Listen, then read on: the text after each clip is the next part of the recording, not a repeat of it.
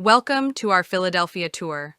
Today, we'll explore some of the city's rich historic sites and beautiful gardens, starting with Carpenter's Hall.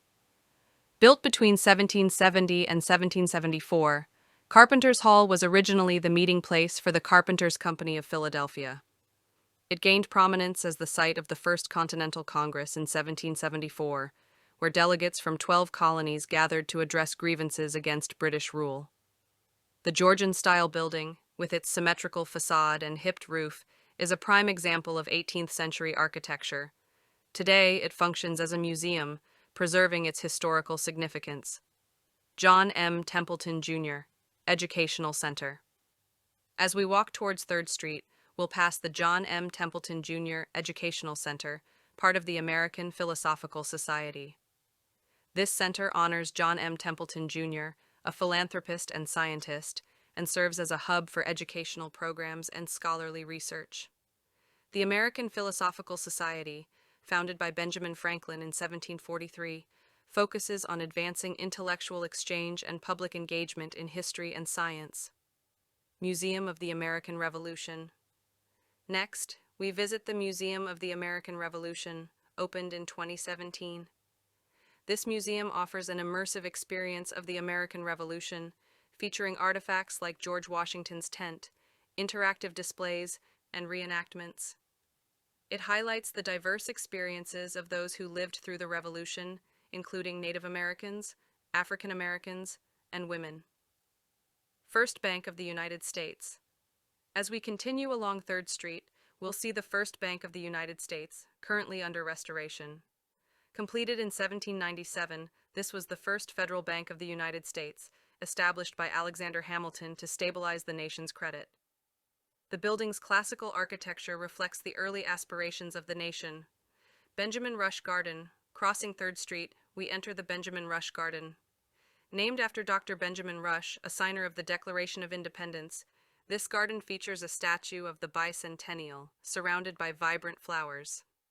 As we walk along the cobblestone path, we'll explore historical wall exhibits that provide insights into Rush's life and contributions. Magnolia Garden. Our next stop is the Magnolia Garden.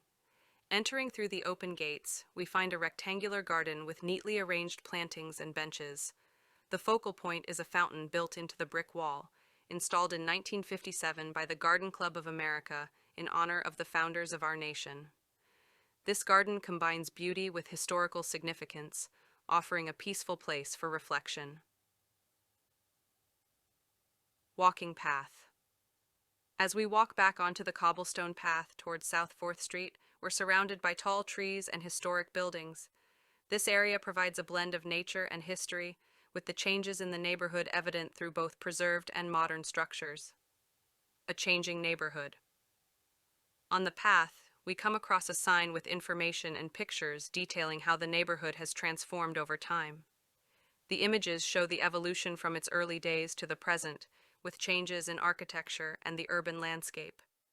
As you look up from the sign, you can see the physical changes described in the article. A working-class house in the capital city. Turning around, we find more information about 341 Walnut Street, featuring twin houses from the early 1800s. These homes are well-maintained examples of working-class architecture, with brick facades and a brick sidewalk adding historical charm.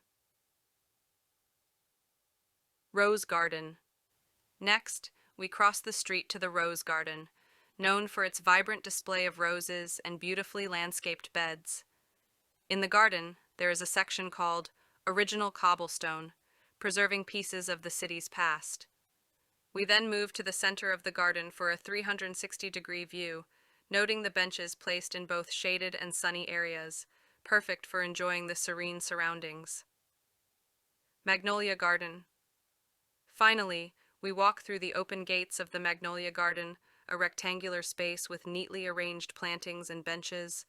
The centerpiece is a fountain built into the brick wall in 1957 by the Garden Club of America, honoring the founders of our nation.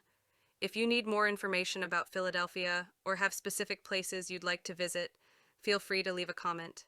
Whether you're interested in historic sites, museums, or unique neighborhoods, Philadelphia offers a wealth of attractions to explore.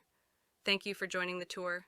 If you found it helpful, please like and subscribe for more updates and information about Philadelphia. Enjoy your exploration of this historic and vibrant city.